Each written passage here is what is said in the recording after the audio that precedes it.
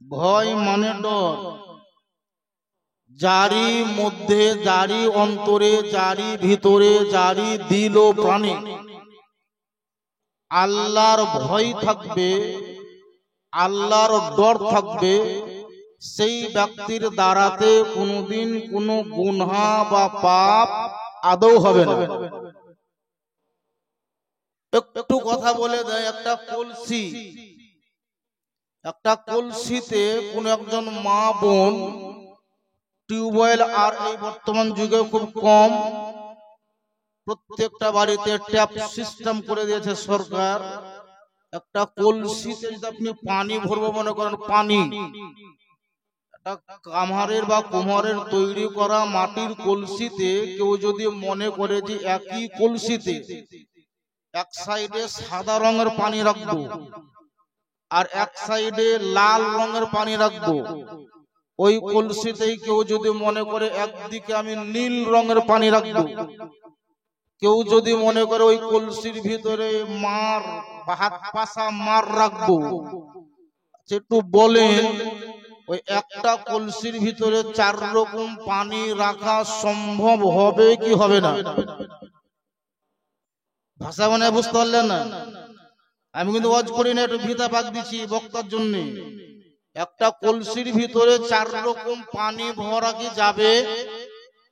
লাল রঙের পানি, সবুজ রঙের পানি, আপনার কি বলে হলুদ রঙের পানি যদি মনে করেন যে একটা কলসিতে ভরে রাখবো বা ভরবো, তো একটা কলসিতে 4 রঙের পানি রাখা সম্ভব নয়।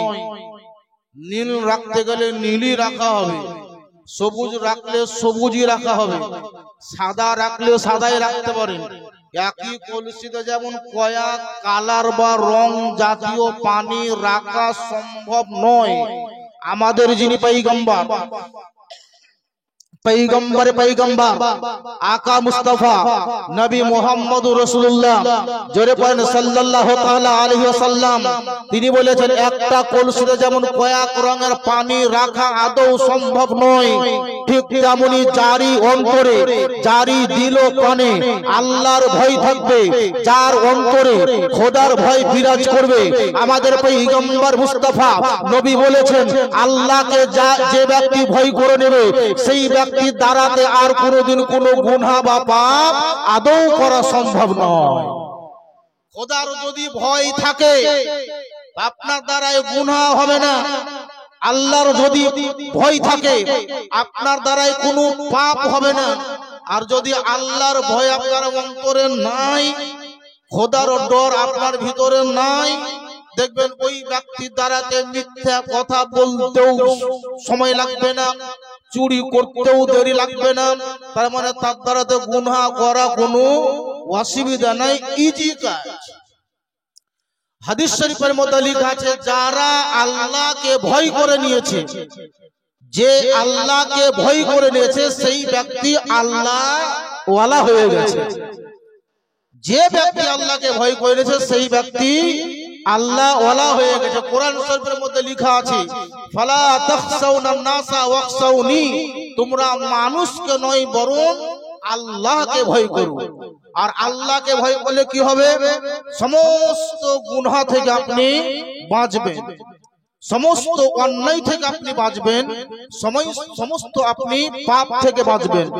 দেখবেন কাউরির 5টা বেটা, কাউরির 5টা বেটা, তার মধ্যে একটা বেটা তার অন্তরের ভিতরে বাপেরও খুব ভয়, মাকেও ভয় করে, বড় ভাইকেও ভয় করে, ছোট ভাইকেও ভয় করে, পাড়ার লোককেও ভয় করে। যার ভিতরে সবারই ভয় থাকবে ওই ছেলেটার দ্বারাই দেখবেন অন্যায় কাজ হয় না, হবে সম্ভব হবে না। যার ভিতরে বাপের ভয় থাকবে তার মন চাইবে, মন সবসময় বলবে যদি অন্যায় কাজ করি, কেউ যদি বাপকে বলে দেয় বাপ হয়তো আমাকে মারবে। যে ছেলেটা মাকে ভয় করে পাড়াতে কাউরির সঙ্গে অন্যায় কাজ করবে না, তার কারণ মাকে বলে দিলে মা মারবে। বড় ভাইকে যদি ভয় করে, তার বলবে মনে যে অন্যায় কাজ করতে গেলে বড় ভাইকে বলে দিলে বড় ভাই আমাকে মারবে, তার মনে যার ভিতরে পরিবারের লোকের উপরে ভয় থাকবে, ওই ছেলেটা দ্বারাতে অন্যায় কাজ করা সম্ভব নয়। আর যার ভিতরে কাউকেই ভয় করে না, ওর দ্বারাতে অন্যায় কাজ করা কোনো অসুবিধাও নাই। মানুষ হয়ে মানুষকে যে কেউ ভয় করে, তার দ্বারাতে অন্যায় করা যেমন সম্ভব নয়, ঠিক তেমনি যারা আল্লাহকে ভয় করে, যেই ব্যক্তি খোদাকে ভয় করে, সেই ব্যক্তির দ্বারাতে শরীয়তের বহির্ভূত কোনো কাজ করা আদৌ সম্ভব নয়। আর যারাই শরীয়তের বহির্ভূত কোনো কাজ করেনি, তারাই হয়েছে আল্লাহওয়ালা। আর যিনারাই আল্লাহওয়ালা, তিনাদেরকে পীর এবং ওলি বলা হয়। আজকে বাৎসরিক উরুস মুবারক দেখবেন, এই মাদ্রাসা নয়গণে মাজার আসরের নামাজ পড়ার পর অনেকে চাদর উত্তোলন করলেন। চাদর, যেই ব্যক্তি চাদরটা দিয়েছেন উনাকে জিজ্ঞাসা যদি করেন আপনি চাদর দিলেন কেন, সে বলবে একটা মানত করেছিলাম, হুজুর এই কাজ যদি আপনার দ্বারাতে এই কাজটা হয়ে যায়, আমি একটি চাদর দেব, আমি শিরনি দেব। কেউ হয়তো শিরনি মানত করেছেন, কেউ হয়তো চাদর মানত করেছেন, কেউ হয়তো ফাতিহা দিব মনে করেছিলেন। তার উদ্দেশ্য হলো এটাই যে নিশ্চয়ই কোনো ব্যক্তি এই আল্লাহর ওলি যিনি আছেন, তিনার কাছে কোনো জিনিসের আবেদন করে কেউ করেছিলেন। সুন্নি সহিহুল আকীদার মুসলমান যারা, তারা প্রত্যেকটা জিনিস একটু ওসিলা দিয়েই নেওয়ার চেষ্টা করে। যার জন্য আমরা মাজারে যাই, বাজারে কম যাই, মাজারে গিয়ে একটু আবেদন করি, হুজুর আমি গুনহগার, আমার দোয়া কবুল নাও হতে পারে, আমি পাপী, আমার দোয়া কবুল নাও হতে পারে, তাই হুজুর আপনার কাছে এসেছি, একটু আপনি আমার জন্য দোয়া করেন, আমার এই কাজটা যেন হয়ে যায়। আচ্ছা বলেন, অনেকেই মাজার শরীফে গিয়ে মাজারে মানত করা ব্যক্তি এখানে কেউ আছে না নাই যে হুজুর আমার এই কাজটা হয় না, একটু দোয়া করেন যেন কাজটা হয়ে যায়? অনেকে হয়তো বাচ্চা কাউরির হয় না, যার জন্য মাজারে গিয়ে একটু দুয়ার জন্য আবেদন করা হয়। আজ বর্তমান পিরিয়ডে বাতিল ফিরকা যারা, তারা এই সমস্ত সুন্নি সহিহুল আকীদার মুসলমানদেরকে ঈমানকে লণ্ঠন করার জন্য সহজে একটি কথা বলে দেয় যে মাজারে যাওয়া শিরক, মাজারে যাওয়া বেদাত। এই বেদাত আর শিরক শোনার পরে আমরা একদম ধিড়কে যাই। কোরআন শরীফ উঠান, একটি কিতাব আছে, এই কিতাবের নাম হচ্ছে আপনার সচ্চি হিকায়াত। এই কিতাবে লেখা আছে বিখ্যাত একজন পয়গম্বর, যিনার জন্য আল্লাহ তাআলা একটি কিতাব দিয়েছিলেন, কিতাবটির নাম হচ্ছে ইনজিল। যে নবীর উপরে কিতাব দিয়েছিলেন ইনজিল, তিনার নাম হযরতে ঈসা আলাইহিস সালাম। ঈসা নবীর নাম শুনেছেন না শুনেননি? ঈসা নবীর নাম শুনেছেন? ওই দেখুন খুঁটিতে ধাঁধা লাগায়, একটু উঠান তো, খুঁটিতে ধাঁধা ভুলেন না। চোখ বন্ধ মনে ঘুর গেল, মাথা নিচু করা মনে গেল, চোখ বন্ধ করা মানে শেষ। চোখ বন্ধ করেন না, আসছে একদম আজকের স্টেজের বক্তা। বলছিলাম একজন পয়গম্বর যিনার নাম ঈসা আলাইহিস সালাম। ঈসা আলাইহিস সালামের মা যিনি, তিনার নাম হযরতে মারিয়াম রাদিয়াল্লাহু তাআলা আনহা। ঈসা নবীর মায়ের নাম কি বললাম? কি নাম বললাম? মারিয়াম রাদিয়াল্লাহু তাআলা আনহা। একটু মশলা বলে দেয়, মশলা নয় একটু কথা বলে দেয়। কোরআন শরীফে দেখবে একটি সূরা আছে, সূরাটির নাম সূরায়ে মারিয়াম। সূরাটির নাম কি বললাম? সূরায়ে মারিয়াম। কাউরি যদি সন্তান না হয়, এই সূরা মারিয়াম 21 দিন মুসাল্লায় বসে, 21 দিন মুসাল্লায় বসে এই সূরা মারিয়ামকে পড়ার পর একটা গ্লাসে ধারণ করা পানিতে ফুঁক মেরে দিলেন। 21 দিন ফুঁক মারার পর ওই পানিটা যদি আপনি পান করেন, আল্লাহ চাহে তো আপনাকে সন্তানের মা ও বাপ বানিয়ে দেবেন। কাউরির শরীর যদি পাতলা খিটখিটা হয়ে যায়, মোটাই না, কেউ যদি সূরা মারিয়ামকে 21 দিন পড়ার পরে শরীরে ফুঁক মেরে দেয় আর ওই গ্লাসে ধারণ করা পানি 21 দিন পড়ার পর পান করে, আল্লাহ চাহে তো তার শরীর সুস্থ এবং স্পষ্ট হয়ে যেতে পারে। বলছিলাম ঈসা নবীর মা, जिनार नाम हजरत मरियम রাদিয়াল্লাহু তাআলা আনহা, हजरत मरियम রাদিয়াল্লাহু তাআলা আনহার মা, তার মানে ঈসা নবীর নানি, ঈসা নবীর নানি মারিয়াম রাদিয়াল্লাহু তাআলা আনহার মা একদিন আল্লাহকে বলছেন, আল্লাহ এতদিন হয়ে গেল আজ পর্যন্ত কোনো সন্তান হলো না, ওগো আল্লাহ তুমি আমাকে একটা সন্তানের মা বানিয়ে দাও। মারিয়াম রাদিয়াল্লাহু তাআলা আনহার মা আল্লাহকে বললেন, আল্লাহ তুমি যদি আমাকে একটা সন্তান দাও, সেই সন্তানটি ছেলেই হোক অথবা মেয়েই হোক, যেই হবে না হোক না কেন, তাকে আমি তোমার মসজিদে সেবা করার জন্য হেবা করে দেব। এই মানত করলেন কে? ঈসা নবীর নানি মারিয়াম রাদিয়াল্লাহু তাআলা আনহার মা। মারিয়াম রাদিয়াল্লাহু তাআলা আনহার জন্মের পূর্বে আল্লাহর কাছে আবেদন করলে, রব্বুল আলামিন আপনি তুমি আমাকে মা বানিয়ে দাও। সন্তান যদি একবার একটা হয়ে যায়, ছেলে হোক আর মেয়ে হোক না কেন, তোমার ঘর মসজিদের সেবা করার জন্য আমি তাকে হেবা করে ছেড়ে দেব। আল্লাহ তাআলা খালনাকে কায়নাত হযরত ঈসা নবীর নানি হযরত মারিয়াম রাদিয়াল্লাহু তাআলা আনহার মায়ের দোয়াটা আল্লাহ যেন কবুল ও মঞ্জুর করে নিলে। এতদিন হয়ে গেল সন্তান হয়নি, যখনই আল্লাহর কাছে মানত করলেন রব্বুল আলামিন সন্তান যদি হয় তো মসজিদ আমি হেবা করে দেব, আল্লাহ দোয়া কবুল করলেন। সন্তান জন্ম ধারণ করলো গর্ভের মাঝে। সন্তান 10 মাস 10 দিন গর্ভে লালিত পালিত হলো। আল্লাহর হুকুম হলো দুনিয়ায় যার আবির্ভাব ঘটলো, উনি মানত করেছিলেন, দোয়া চেয়েছিলেন, ওগো রব্বুল আলামিন খাল্লাকে কায়নাত আমি যদি সন্তানের মা হতে পারি, আমি তোমার মসজিদে সেবা করার জন্য আমি হেবা করে দেব। এটাই ছিল তিনাদের জন্য মানত।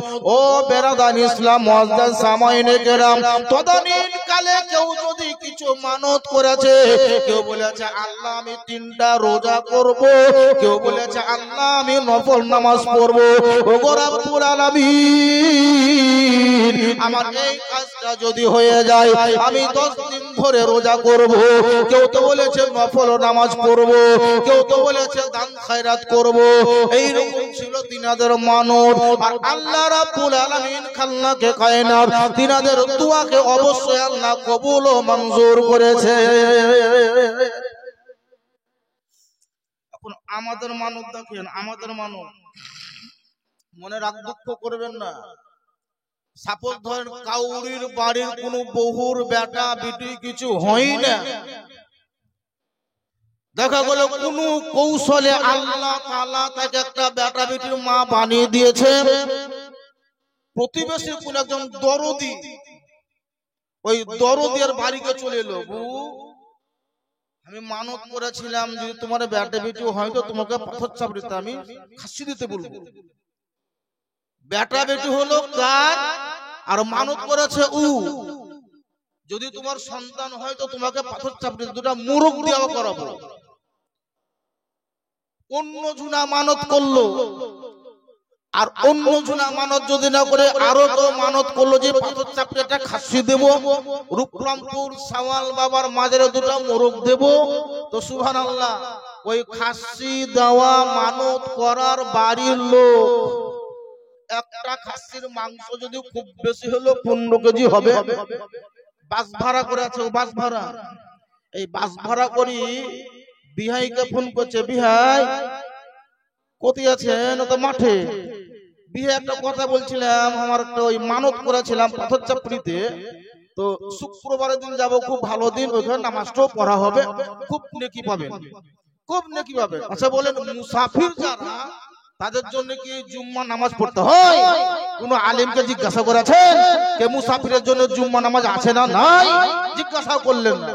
জুম্মার দিন মানত করেছি, বাস ভাড়া করেছি, তো বিহানকে পাঠাইন দেন কেন, বহু টাকা পাঠাইন দেন কেন, বিড়িটা পাঠাইন দেন কেন? এই 3-4টা লোককেও দাওয়াত করলে, আরেকজনকে ফোন করে ডাকলে, এই ফোন করে ডাকতে ডাকতে ডাকতে এক বাস একটা খাসি 15 কেজি মাংস হবে না। এক বাস ভাড়া করে চললো, কোটি পাথর চাপড়ে গেল পিকনিক খেতে। পিকনিক বাস থেকে নামা মাত্র হেমানি পাউডার চুড়ি কিনতে ব্যস্ত, এরা খাসি নিকুম খাস্ত। বলছিলাম মানত হযরত মারিয়াম রাদিয়াল্লাহু তাআলা আনহার মা মানত আল্লাহ, যদি একটা সন্তান দাও, আমার সন্তানটা তোমার মসজিদে আমি হেবা করে দেব।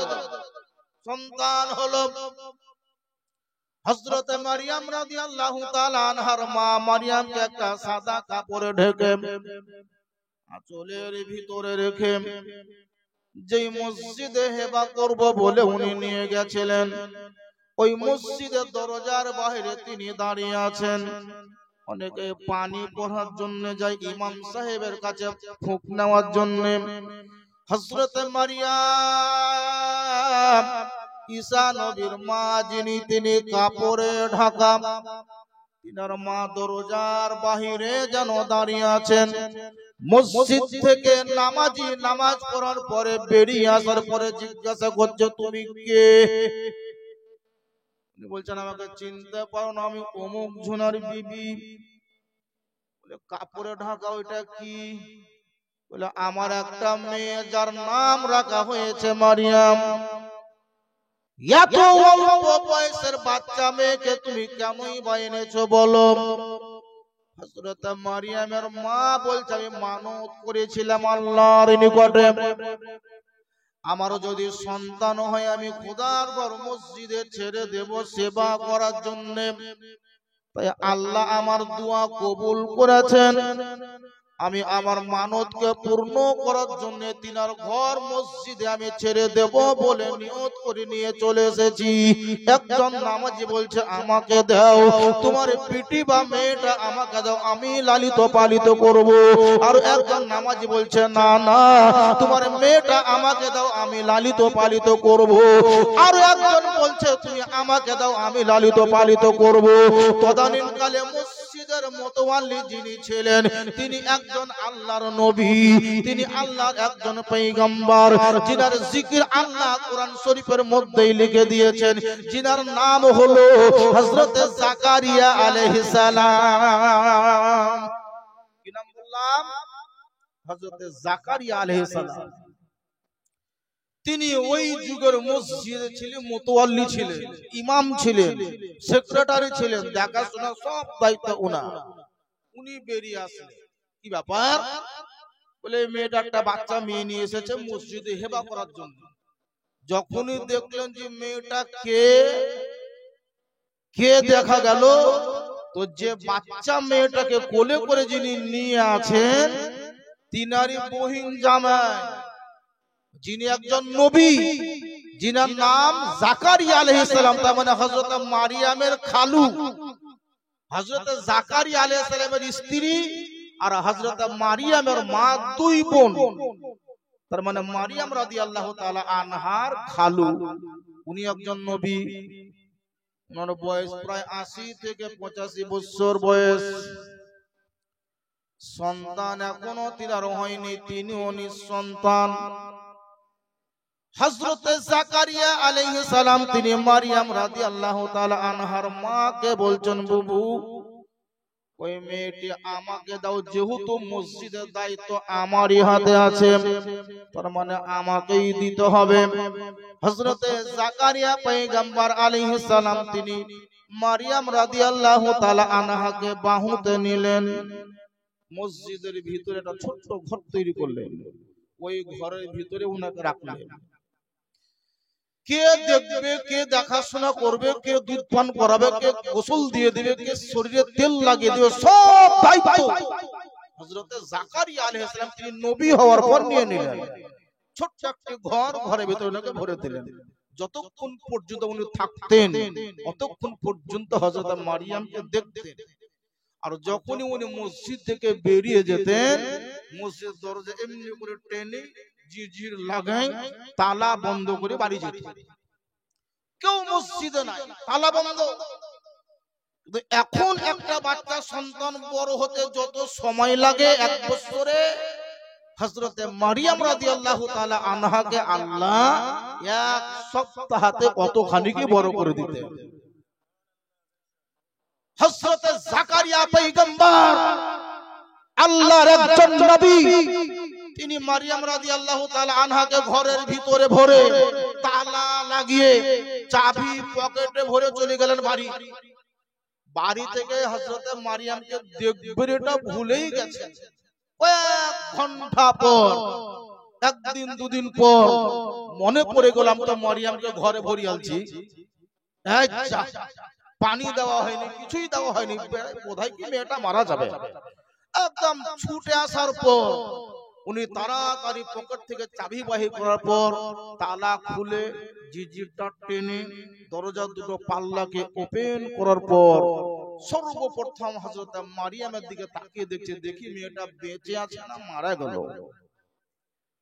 দরজা ওপেন করা হলো, একটু মুখটা ভিতর দিকে সুবহানাল্লাহ উকি মারলো, দেখি মারিয়াম কোন অবস্থায় আছে। তো সর্বপ্রথম হযরত জাকারিয়া নবী দেখলেন হযরত মারিয়াম বসে আছেন, আর হযরত মারিয়াম রাদিয়াল্লাহু তাআলা আনহার সামনে বিভিন্ন ফল, বিভিন্ন ফল, ও টাইমের ফল, ও সময়ের ফল, বেমৌসুম ফল। এখন যেমন আমের সিজন নয়, যদি আম পাওয়া যায় মানে ও টাইমের ফল। এখন যদি লিচুর সময় নাই, লিচু পাওয়া যায় মানে অসময়ের ফল। হযরত জাকারিয়া পয়গম্বর দরজা খোলার পর যদি উনি দেখলেন তো মারিয়াম রাদিয়াল্লাহু তাআলা আনহার নিকটে খামচাতে সাজা আছে, বিভিন্ন রকমের ফল পরা দিয়ে সাজা আছে। যেই ফলের টাইম তখন ছিল না, হযরত জাকারিয়া নবী আলাইহিস সালাম তিনি মারিয়ামকে বলছেন, বেটি মারিয়াম, আমি তো তোমাকে দরজা বন্ধ করে চলে গেলাম, তালা তো আমি নিজে লাগালাম, চাবি তো আমার কাছে ছিল রে বেটি, আমি ছাড়া দরজা যেন কেউ খোলেনি। হযরত জাকারিয়া পয়গম্বর হযরত মারিয়াম রাদিয়াল্লাহু তাআলা আনহাকে বলছেন, বেটি মারিয়াম, তুমি আমাকে এতটুকু বলে দাও রে বেটি, আমি যেহেতু তালা বন্ধ করলাম, আমি নিজে এসে তালা খুললাম রে বেটি, কিন্তু তোমার সামনে এই ধরনের খাবারটা কে রেখে গেল বলো, কে তোমাকে খাবার দিয়েছে বলো, চাবি তো আমার কাছে ছিল, আমি ছাড়া কেউ যেন ওপেন করেনি। ও মারিয়াম বলো, তোমাকে খাবারটা দিয়েছে কে? হযরত মারিয়াম রাদিয়াল্লাহু তাআলা আনহা তিনি বললেন, খালু গো, চিন্তা করিও না, মন খারাপ করিও না, চিন্তা করার কোনো কারণ নয়, যে রব্বুল আলামিন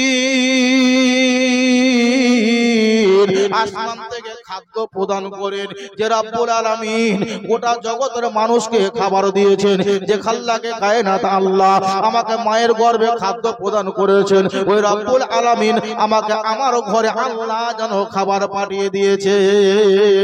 আল্লাহুম্মা সাল্লি আলা মাওলানা মুহাম্মদ ওয়া আলা আলি সাইয়্যিদিনা মাওলানা মুহাম্মদ। জোরে পড়েন সাল্লাল্লাহু তাআলা আলাইহি ওয়াসাল্লাম। হযরত মারিয়াম কি বললেন, যে আল্লাহ গোটা জগতের মানুষকে খাদ্য প্রদান করছেন, সেই আল্লাহ আমাকে খাবার দিয়েছে। দেখেন জাকারিয়া উনি একজন নবী, উনি একজন নবী, বয়স কত? 80 থেকে 85 বছর বয়স, একটাও বেটা বেটি হয়নি। যখনই উনি দেখলেন কি ওয়া টাইমের ফল, হযরতে মারিয়ামকে আল্লাহ দিয়েছেন, তার মানে মারিয়াম সাধারণ মেয়েদের মতো মেয়ে নয়। এটা বললেন কে? একজন আল্লাহর নবী। মারিয়াম সাধারণ মেয়েদের মতো মেয়ে নয়, তার মানে ভিন্ন ধরনের মেয়ে। তার মানে এর ক্ষমতা আলাদা, এর সম্মান আলাদা, এর পাওয়ার আলাদা। হযরত জাকারিয়া পয়গম্বর তিনি চিনে নিয়েছিলেন। যেই ঘরের ভিতরে হযরতে মারিয়ামকে নবী জাকারিয়া আলাইহিস সালাম রাখতেন, হযরতে জাকারিয়া আলাইহিস সালাম আল্লাহ বলেন, আল্লাহ ওগো রব্বুল আলামিন, তুমি যদি অসময়ের ফল মসজিদের ভিতরে ছোট্ট ঘরে বন্ধ দরজাতে মারিয়ামের সামনে খামচাই খামচাই দিতে পারো, আল্লাহ আমার বয়স 80 বছর হয়ে গেল, আমি এখন পর্যন্ত কোনো বেটা পেলাম না, এখন পর্যন্ত কোনো মেয়েও পেলাম না, আল্লাহ আমার যদি কোনো বেটা বেটি না থাকে, আমার ইন্তেকালের পর আমার এই সংসার চালাবে কে? আমার এই সিংহাসন চালাবে কে? আমার এই গদি পরিচালনা করবে কে? আমার ঘরে বাতি জ্বালাবে কে? আল্লাহ কেউ নয়। ইয়া রাব্বুল আলামিন, তুমি একটি সন্তানের বাপ বানিয়ে দাও, আমি মারিয়াম রাদিয়াল্লাহু তাআলা আনহার ওসিলাতে একটা সন্তান চাইছি। জোরে বলেন সুবহানাল্লাহ। দেখুন মসজিদের ভিতরে যিনি চাইছেন ছেলে, বয়স কত? 80 বছর প্লাস, উনি একজন নবী। তথাপি হযরত মারিয়াম রাদিয়াল্লাহু তাআলা আনহাকে ওসিলা বানিয়ে একটা সন্তান চাইছে। আল্লাহ এই মারিয়ামের ওসিলাতে, এই ঘরের ওসিলাতে তুমি আমাকে একটা বেটার বাপ বানিয়ে দাও। ওসিলা নিয়ে যদি সন্তান চাহাটা নাজায়েজ হতো, অবৈধ হতো, তাহলে পয়গম্বর জাকারিয়া নবী আদৌ ওসিলা দিয়ে উনি সন্তান চাইতেন না। দেনেওয়ালা যিনি তিনি আল্লাহ, দেনেওয়ালা যিনি তিনি আল্লাহ। কিন্তু আমরা কাউরের মাধ্যম দিয়ে আল্লাহর কাছ থেকে চাই। আমার দোয়া কবুল নাও হতে পারে, তার জন্য উনাদেরকে ওসিলা বানিয়েই দোয়া চাইছি। যদি ওসিলা বানিয়ে দোয়া চাহা কোন জিনিস নেওয়া নাজায়েজ বা হারাম হতো, তো হযরত জাকারিয়া পয়গম্বর ওসিলা নিতেন না। আর আমরা তো বলি ওসিলার মাধ্যম দিয়ে নেওয়াটা যত জায়েজ, যত বৈধ, বিনা ওসিলাতে নেওয়া তত বেশি নাজায়েজ এবং হারাম আছে। জি, একটু বুঝার চেষ্টা করেন। আমরা মালিক যিনি তিনি এক আল্লাহ। একটা মাত্র কথা বলি, দেখবেন প্রত্যেকটা মায়েদের গর্ভে যে সন্তান আছে, সন্তান, এই সন্তান দেওয়ার মালিক যিনি তিনি কে বলে? জোরে বলে। সন্তানের মালিক দেওয়া মালিক আল্লাহ। জোরে বলে আল্লাহ। এই রূপরামপুর গ্রাম, রূপরামপুর গ্রামের কোন একটা মেয়ে যার বিয়েই হয়নি, একটু মাত্র বুঝবেন, যার বিয়েই হয়নি, অবিবাহিতা মেয়ের গর্ভে যদি সন্তান ধারণ করে, অবিবাহিতা মেয়ের গর্ভে যদি সন্তান ধারণ করে, আচ্ছা বলেন গ্রামের লোক, পাড়ার লোক, এলাকার লোক ওই সন্তানটাকে কি বলবেন? বুঝতে পারলাম না মনে হয়। অবিবাহিতা মেয়ের গর্ভে যদি সন্তান ধারণ করে, ওই সন্তানটিকে আমরা কি বলবো? নাজায়েজ সন্তান। আচ্ছা বলেন অবিবাহিতা মেয়ের গর্ভে সন্তান দেওয়ার মালিক যিনি তিনি কে? জোরে বলেন। অবিবাহিতা মেয়ের গর্ভে সন্তান দেওয়ার মালিক আল্লাহ। অবিবাহিতা মেয়ের গর্ভে সন্তান যদি হয়, ওটাকে নাজায়েজ বা হারাম বলে দেওয়া হয়। ওই মেয়েটিরই যদি কোন সুপাত্র খোঁজ করার পর একজন আলিমকে সামনে বসে ইজাব ও কবুলের দ্বারাতে নবী মুস্তাফার সুন্নাত মোতাবেক, নবী মুস্তাফার কওল মোতাবেক হাজিরার মজলিসে, বিবাহের অনুষ্ঠানে যদি তোকে কালমা সহ পড়িয়ে দেওয়ার পর ইজাব ও কবুল করে দেওয়া হয়, মুট করে তা যদি বিয়ে দিয়ে দেওয়া হয়, আর ওই তারই গর্ভে যদি সন্তান জন্ম ধারণ করে, বলেন ওই সন্তানটাকে কি বলবেন? জায়েজ। অবিবাহিতা মেয়ের গর্ভে সন্তানের মালিক যিনি তিনি আল্লাহ, বিবাহিতা নারীর গর্ভে সন্তানের মালিক আল্লাহ, দুটোরই মালিক আল্লাহ। কিন্তু যেটা ওসিলা দিয়ে নেওয়া হলো, নবী মুস্তাফার সুন্নাত মোতাবেক যেটা নেওয়া হলো, নবী মুস্তাফার কওল মোতাবেক যেটা নেওয়া হলো, ওটা জায়েজ বা বৈধ হয়ে গেল। আর নবী মুস্তাফার সুন্নাত মোতাবেক নয়, বরং বিপরীত ভাবে অবৈধ ভাবে যদি সন্তান নেওয়া হয়, যদিও আল্লাহ দিয়েছে কিন্তু সেই সন্তানকে অবৈধ বা জায়েজ বলে ঘোষণা করা হয়েছে। এখানে বোঝা গেল ওসিলা নিয়ে নেওয়াটা এটা যত জায়েজ, বিনা ওসিলা নেওয়াটা ওটা তত বেশি হারাম হয়ে যায়। সবাই মিলে জোরে সোরে ভক্ত করে একবার দরুদ শরীফ পাঠ করেন। আল্লাহুম্মা সাল্লি আলা সাইয়্যিদিনা মাওলানা মুহাম্মদ ওয়া আলা আলি সাইয়্যিদিনা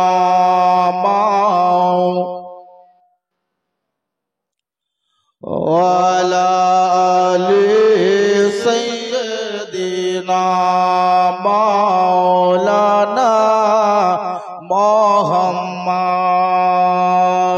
চল চল চল মদিনা জলদি চল। জোরে বলেন সুবহানাল্লাহ। দুটো হাত উঠে বলেন দেখি ইয়া রাসূলুল্লাহ। জোরে বলেন ইয়া রাসূলুল্লাহ। চল চল চল मदीने जल्दी चल। तैयबा नगर को जाना है, जख्म जिगर दिखलाना है। अरे तैयबा नगर को जाना है, जख्म जिगर दिखलाना है। आज नहीं तो कल चल चल चल मदीने जल्दी चल। जोरे बोलें सुभानअल्लाह। सरवर आलम नूर मुजस्सम हम पे करम फरमाएंगे, हम पे करम फरमाएंगे। सरवर आलम नूर मुजस्सम हम पे करम फरमाएंगे, हम पे करम फरमाएंगे। अरे हम भी मदीने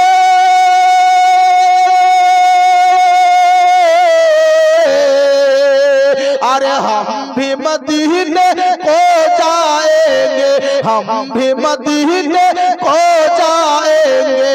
आज नहीं तो कल। नारे तकबीर, नारे रिसालत, मसला के आला हज़रत जिंदाबाद। चल चल चल मदीने जल्दी चल। जोरे बोलें सुभानअल्लाह। कोई तरसता है और कोई हर साल मदीने जाता है, हर साल मदीने जाता है। अरे कोई तरसता है और कोई हर साल मदीने जाता है, हर साल मदीने जाता है। कोई हवाई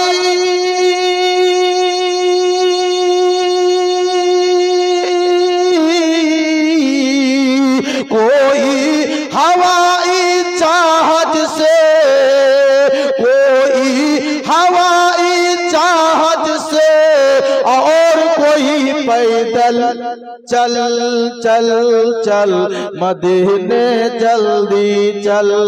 तैयबा नगर को जाना है, जख्म जिगर दिखलाना है। आज नहीं तो कल चल चल चल मदीने जल्दी चल।